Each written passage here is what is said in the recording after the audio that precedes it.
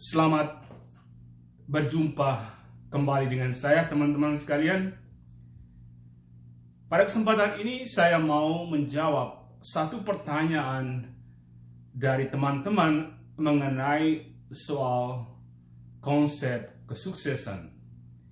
Kira-kira apa saja tips-tips yang harus kita lalui atau harus kita gunakan supaya orang itu menjadi sukses? Tentu untuk menjawab pertanyaan ini teman-teman sekalian tidak mudah. Pertama karena saya juga bukan termasuk orang yang sukses. Saya juga sama seperti teman-teman lain. Yang kedua, tentu pertanyaan yang sulit karena konsep kesuksesan itu alternatif, macam-macam. Tetapi pada kesempatan ini saya mencoba menjawab pertanyaan ini, mungkin juga sekaligus menyaringkan pengalaman saya pribadi. Mungkin ada gunanya, terutama bagi teman-teman di luar sana yang mau menjadi sukses. Tentu dalam penjelasan ini, saya menggunakan filosofi Manggarai. Dalam filosofi atau ungkapan Manggarai katakan bahwa don lako, don ita, don bae. Tentu ungkapan ini sangat menarik kalau kita cermati, tetapi menurut saya pribadi, ungkapan ini atau filosofi Manggarai ini belum cukup supaya orang itu sukses. Menurut saya ungkapan ini sangat benar, tetapi tidak cukup supaya orang itu bisa sukses. Harus membutuhkan 2 poin setelah don lako, don ita, don bae. Saya akan tambahkan 2 poin, yaitu don bae, don pande, don haeng. Jadi menurut saya bahwa konsep kesuksesan atau tips-tips supaya orang itu menjadi sukses itu harus melewati 4 tahap ini yang diungkapkan dalam filsafat atau filosofi Manggarai, atau ungkapan yang sangat indah dalam konsep filosofi Manggarai. Don lako, don ita, don bae. Lalu saya tambahkan 2-nya, itu don ita, don bae, don pande, don haeng.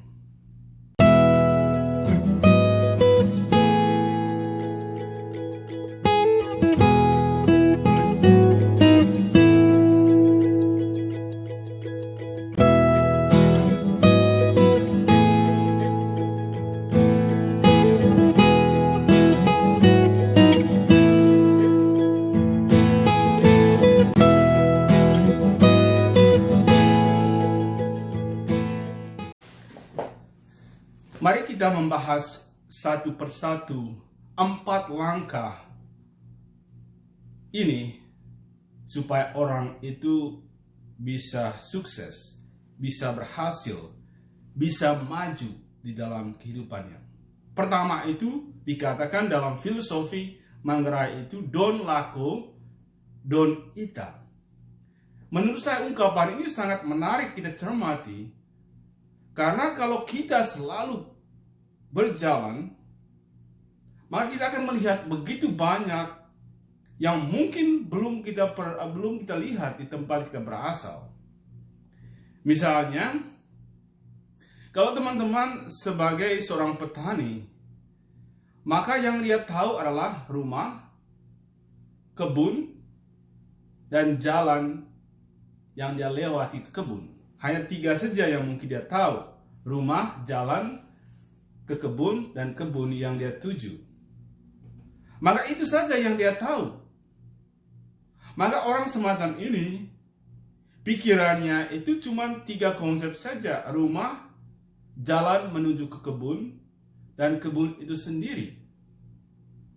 Maka orang semacam ini, dia kerja apapun, tentu satu saat dia tidak akan berhasil sepenuhnya. Mengapa? Karena pertama itu soal pengetahuan orang itu hanya sekedar itu saja. Dia tidak tahu banyak hal mengenai kemajuan orang lain di kampung lain, di desa lain, atau kecamatan lain, kabupaten lain, provinsi lain, negara lain, ataupun hal-hal yang lain. Maka secara pengetahuan dia tidak tahu banyak hal tentang bagaimana orang itu bisa sukses. Beda kalau orang yang sering keluar dari kampung, dia ke kampung lain, ke kecamatan lain, ke desa lain, ke kabupaten lain, ke provinsi lain, bahkan ke negara lain. Maka orang semacam itu dia melihat begitu banyak kemajuan, keberhasilan orang lain yang ada di tempat lain.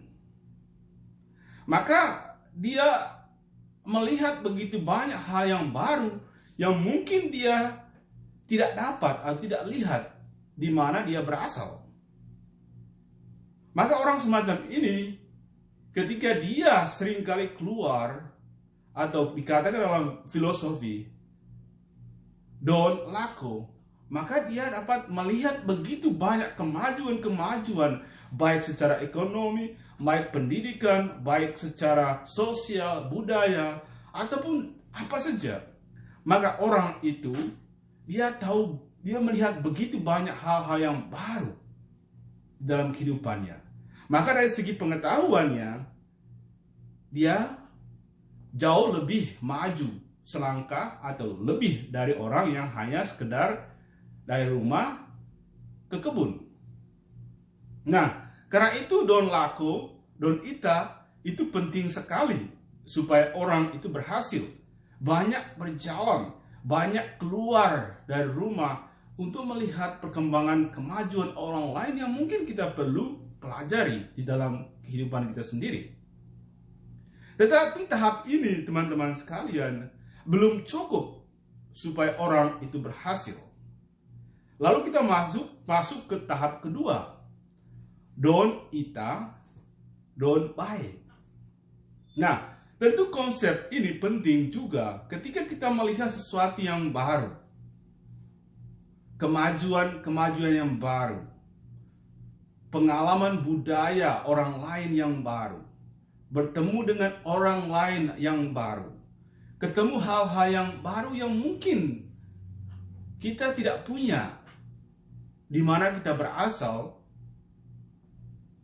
Maka hal-hal semacam ini kita bisa melihat, wow, saya tahu banyak hal-hal yang baru yang saya tidak dapat di mana saya berasal. Karena itu orang yang seringkali keluar, lihat begitu banyak, tentu dia tahu banyak juga. Dia punya pengetahuan lebih dari orang yang sekedar tinggal di rumah. Karena tahap kedua ini penting supaya dia bisa tahu banyak. Tahu banyak yang mungkin dia bisa pelajari untuk kehidupannya sendiri. Karena itu penting sekali kalau kita tahu banyak. Tentu pengetahuan kita itu lebih banyak, lebih luas, lebih terbuka dari orang yang sekedar tinggal di kampung, yang hanya tahu rumah, jalan ke kebun, dan kebun itu sendiri. Nah, akhirnya pengetahuan kita itu tidak berkembang. Tetapi kalau kita jalan, kita melihat banyak, ketika kita melihat banyak, kita tahu banyak. Tetapi tahap kedua ini tidak cukup menurut saya supaya orang itu sukses, supaya orang itu berhasil. Karena kebanyakan orang yang tahu banyak, tetapi ketika dia kembali ke tempatnya asalnya, kembali ke dirinya sendiri, ia hanya tahu saja, tetapi tidak tahu cara prakteknya untuk cara penerapannya untuk pribadinya. Setelah kita memasuki tahap kedua, don ita, don baik, itu tidak cukup teman-teman untuk menjadi sukses. Untuk menjadi sukses, kita harus masuk ke tahap 3, don baik, don pandai. Menurut saya, tahap ketiga ini kunci utama supaya orang itu berhasil. Karena kebanyakan orang di tahap ketiga itu gagal.